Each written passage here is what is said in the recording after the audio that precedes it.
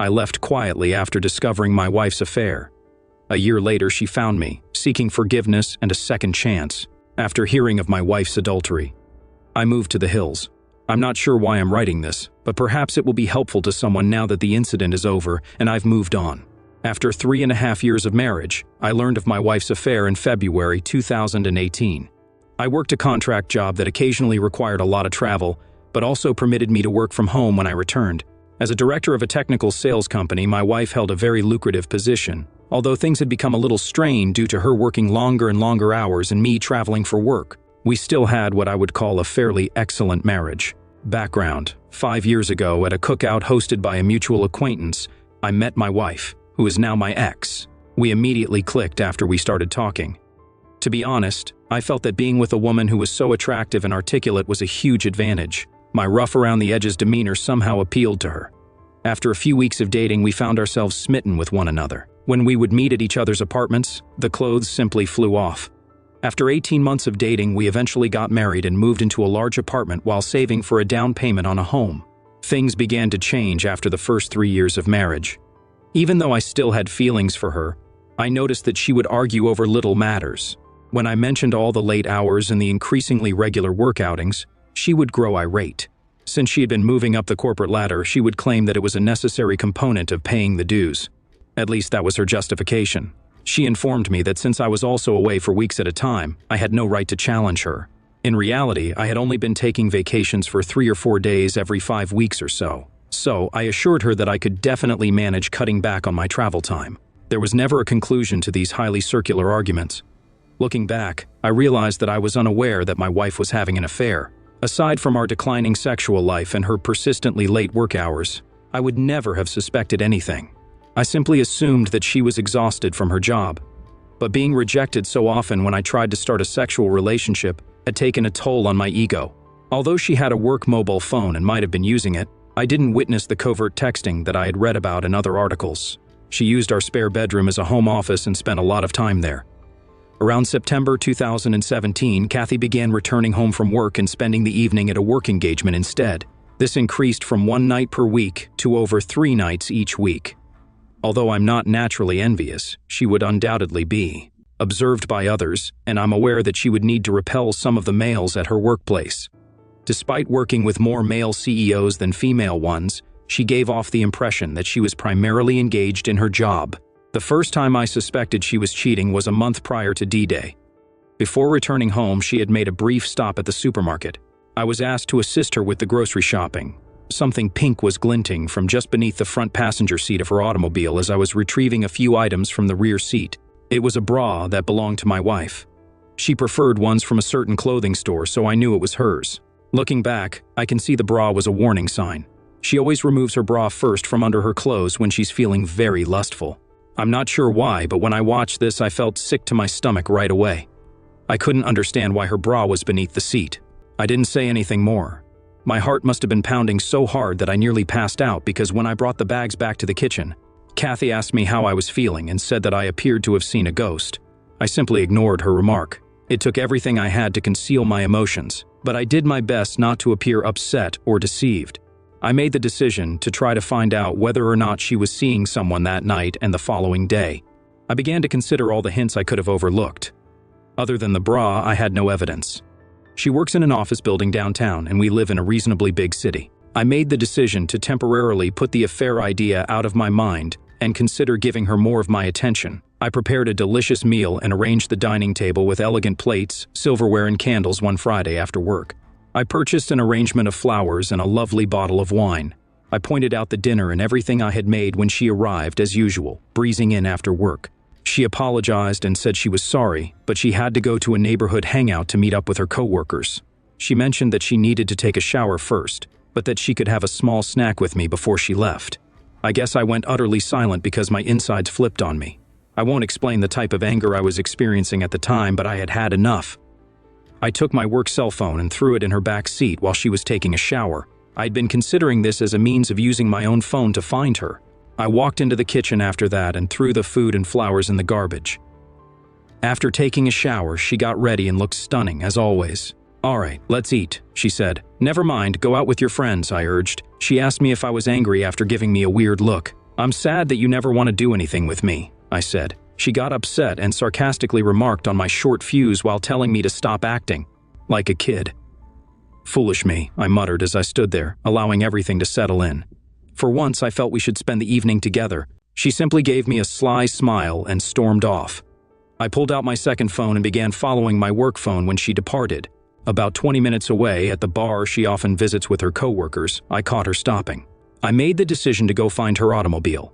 Indeed, it was in the parking lot of the bar. I waited to see if I could see her in my car across the street. I felt completely different, like a stalker, but I told myself that I had to calm my fear of her whereabouts. I observed her leaving the bar with a man about an hour after I got there. He had the appearance of an executive from her company. He took hold of her, drew her near, and planted a kiss on her lips. My body was totally numb, and my stomach started to clench up. They went to a different vehicle and climbed in together. When their automobile pulled out, I tried to keep up with them. You guessed it, they drove to a hotel 10 minutes away. As I stopped on the street beside the hotel, I saw them exit holding hands and enter. I'd seen enough. I felt foolish. I began pounding the steering wheel with my fist. That was it. Something went totally blank inside of me. I'm not sure if I had an out-of-body experience or blacked out, but as I got better, I felt like I wanted a drink. At this point, my life started on a path I never would have imagined. I simply began to drive out of town, replaying all that I had just seen. I was crying out of anger, as much as I hate to admit it.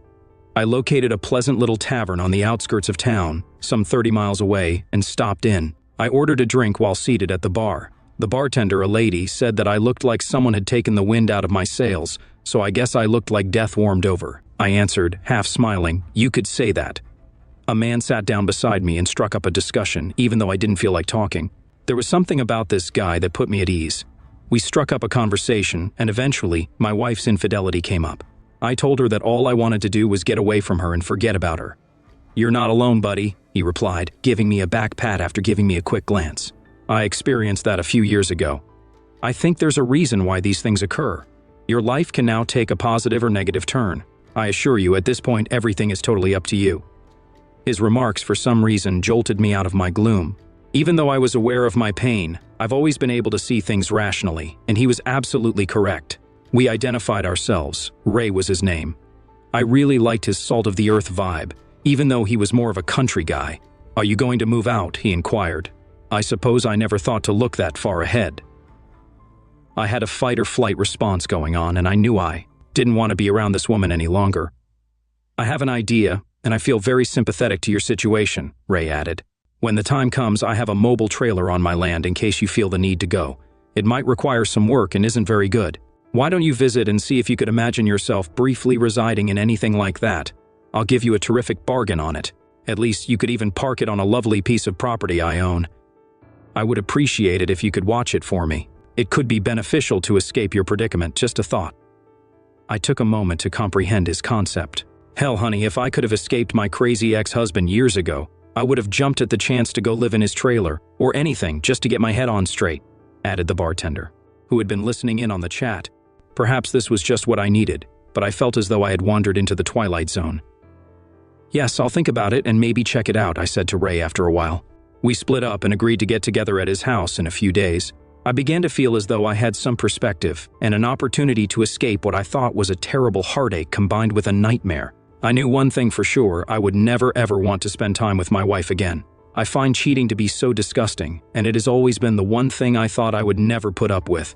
I sat on the couch when I arrived home that evening. After Kathy asked me where I had been when she came out. "Where have you been?" I questioned, turning to face her. "You know I went to grab drinks," she said. I directly inquired, "Are you having an affair?" She appeared surprised, but she soon collected herself and responded, "No, or why would you ask me that?" I informed her that I had heard she might be seeing someone at work. "Who told you that?" she said. "Someone I know," I said, but I kept the name secret. After saying "You're being ridiculous," she accused me of being intoxicated and insane and inquired about my whereabouts. "We're going to a bar to enjoy some drinks with our friends," I remarked. Despite her obvious desire to ask more questions, she returned to our bedroom and went to bed. Now that I had proof that she had been deceiving me for months, I made the decision to sleep on the sofa. I couldn't sleep at all because I kept seeing her in bed with this guy. I felt sorry for myself, disgusted and hurt, but then I thought about Ray's trailer. The thought of it cheered me up, and it was almost like a revelation. Something must be wrong with me since the fight-or-flight response automatically activated amid the pain I was experiencing, and I preferred the flight response. We didn't talk much the following morning and carried on with the weekend as if nothing had occurred. I scheduled a meeting with Ray a few days later. I noticed that Ray had a lovely ranch when I got there, and the trailer was actually quite nice, about 26 feet long and fully furnished. It brought back memories of a fun spring break trip I took with pals while I was in college. Ray accepted the money I offered him for the trailer. To be honest, I almost took it from him.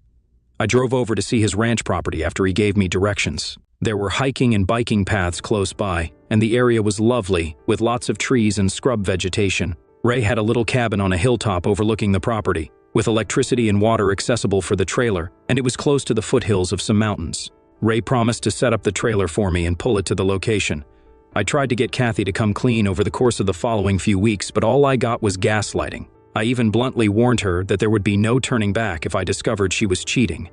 As a result, she became even more engrossed in her affair fog and began to lash out at me with denials. I nearly laughed at how awful the denial was. I scolded myself for not capturing pictures of the two of them, and I had no tangible evidence that she had cheated.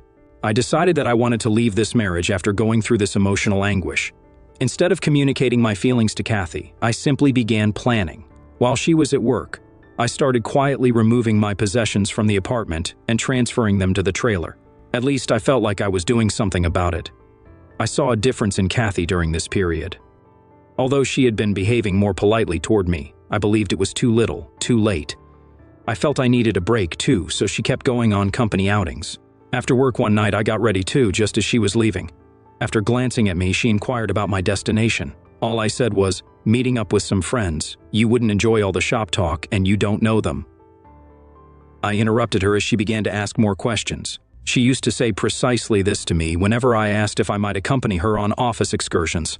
"All right, have a good time," she added, with a somewhat offended expression. "I definitely will," I replied. I began making new acquaintances while working on the trailer and hanging out with Ray at the bar. I felt better after spending time with Ray's wonderful family and friends. I also made the decision to cut back on my drinking because I didn't want to form any unhealthy habits. I knew better than to drown myself in sympathy, even though it would have been so simple. At this point, Kathy informed me that the next week she would be traveling for work. She stated the executive team and a few department heads were going when I inquired who was going. "I hope you have a great time with your boyfriend," I added, glancing at her. I immediately regretted saying that because it sparked a furious argument. Although, as Ray had informed me, it didn't really matter. I now regret not knowing more about her affair partner, AP. "It doesn't matter who the other guy is," Ray replied. "The fact that she chose to leave you is all that matters. She destroyed the marriage, whether she admits it or not, brother. Facts are facts. Ray ought to write a book for the betrayed." Damn it, I had the ideal opportunity to move out entirely during Kathy's work vacation. When she was gone, I collected everything valuable that was mine, including clothes, laptops, and equipment. I didn't take any shared goods or furniture. I left a note before I left. It was a lengthy explanation at first, but I chose to make it brief. I wrote, "I hope it was worth it," on a piece of paper. On top of the note on the kitchen table, I set my wedding ring. I felt like a great weight had been lifted as I left. I was liberated. The hurt would take time to heal, and there would be baggage to cope with, but I had started. I needed time to myself, and to swiftly and quietly get rid of her. The fact that I hadn't challenged her or coerced a confession didn't make me proud. I hadn't screamed or shouted. She didn't deserve it, in my opinion. She disregarded everything we owned, including our plans for the future, our aspirations for a home and a family, and now it was all gone. There was no turning back. I owed her absolutely nothing. She could handle the consequences. I hadn't planned anything or called a lawyer. I just wanted a new beginning and some clarity. The air from the mountains was just what I needed when I got inside my trailer. I resumed running the next week, and it was wonderful to be alive. Kathy texted things like, "We just landed. We're having a team dinner," and so on while she was away. "Where are you?" was the question in a few mails. "Why haven't you gotten back to me?" I didn't answer. My phone exploded with calls and texts when she got home. She kept trying to get in touch with me, but I ignored her. Her mother also tried to phone me after the first day, but I didn't pick up. She didn't try to engage my father because we aren't close, and he is the only member of my family that I still have. Her messages grew more urgent after she was ignored for a week. "What is this?" was one of the texts she sent. "We must speak. I'm not sure what you believe you know, but nothing is happening. There isn't an affair going on. She finally texted me after a week of not answering, saying, "I'm sorry things got out of hand. It didn't matter that I was involved with someone at work. You were absent a lot while I was preoccupied with my work. I simply made an error. I intended to terminate it." An error? I'd been waiting for this confession all along, yet somehow it only made me detest her more. Why was she unable to be truthful? I didn't have any dreams about a future with this woman. Errors don't persist for 6, 8, or a year. Her pleas for me to return and work on the marriage eventually grew pitiful. I refused to respond to her, even after she stopped bothering me for a few weeks. I didn't want her to learn where I lived or to snoop around in my life. I didn't want my haven to be destroyed by this woman. She then began sending nasty texts like, "You're a coward. One day you refused to speak to me. You have no regard for us. Come home, please, so we can discuss. You're where? I am able to visit you, Paul. Please let's chat and make things right." Damn it. Although I don't recall all of the texts, they all appeared to be excuses with minimal genuine regret. In one ear I let them go, and in the other out. After a while, I switched my mobile number. Update June 2018. I received an email from Kathy informing me that she had hired a lawyer and was going to file for divorce. I just said, "Okay, that sounds good." This led to a barrage of emails requesting that I visit her and other things. She wrote that she would stop bothering me if I consented to an uncontested divorce. After realizing this wouldn't work after I consented, I was genuinely free a few months later. After I moved out of our apartment, I never had to see her again. She seemed to care more about that than I did, even though neither of us had any closure. I would occasionally think of her for a few months, and yes, the grief would suddenly come to me, like when I heard a song we used to enjoy. After a while, though, I simply stopped thinking about her. Update 2. Now that I'm officially divorced, things are going great. In actuality, I got to know a wonderful girl just down the hill from my house. I was running on the trail. We clicked when I helped her replace a flat tire. Despite being a few years younger than me, she is fantastic and quite adorable. She refers to me as her mountain man and adores my way of life. Although I'm not in a rush to commit, I also don't intend to give up on women entirely. I have no intention of moving out of the trailer anytime soon. I enjoy being outside and have simplified my life. It made everything easier for me, including the grief in my ex-wife. I am aware that everyone responds to these situations in a unique way. I was fortunate to be in my 3rd year of marriage and not yet a parent. I believe I acted in my own best interests. You don't have to spend your entire life with someone who cheats. If you experience something similar, try not to think about it too much. Continue living your life as you improve yourself. It will get better. I hope everyone has the finest possible life. I've revised this roughly 5 times to make it readable, and I just wanted to give you an update on my ex-wife's condition. I was worried that my ex-wife was attempting to find me, as I indicated in my earlier post. I left our previous residence, which was around 2 hours away. I ran into her last weekend at a coffee shop I often visit in the town close to my home. It didn't seem like a coincidence to me. Fortunately, I managed to get away before she noticed me. 3rd update. I went into town this past weekend to get groceries and made a stop at my normal coffee establishment. I was utilizing their free internet to work on some paperwork for work. I finished and walked out of the coffee shop. I was on my way to my pickup when I heard someone shout, "Paul!" When I turned to look across the street, I saw Kathy. I was being waved at by my ex-wife. Finally, Armageddon had arrived. She hurried across the street toward me, and I stood there in disbelief. As though anticipating an embrace, she walked over and extended her hand. I stopped her in her tracks by instinctively holding out my arms with my palms up. She appeared to be in severe pain. Then she added, "I've been searching for you, Paul. I've wanted to see you since I heard you moved here. Can we have a conversation?" Guys, I felt like an animal confined in a cage. Yes, I did. "All right, let's find a table or something, and we can talk for a minute." I finally gave in when she asked if we could come to my house. I firmly refused. At the end of the street, she trailed me down to a bench outside a small store. She began by remarking on how much I had changed and how much she liked my new appearance, beard, and level of fitness. She raved about how much my body had changed. Wearing a tank top, small white shorts, and her hair in a ponytail, just like I used to enjoy, she was really putting on the charm. I had my radar set high. She was clearly attempting to activate the sex appeal. I needed to control myself so I could see where this was headed. She began by saying she was sorry about the affair. She claimed that after I left, karma had severely impacted her. When her employer learned of the affair, the situation became so tense that she eventually resigned.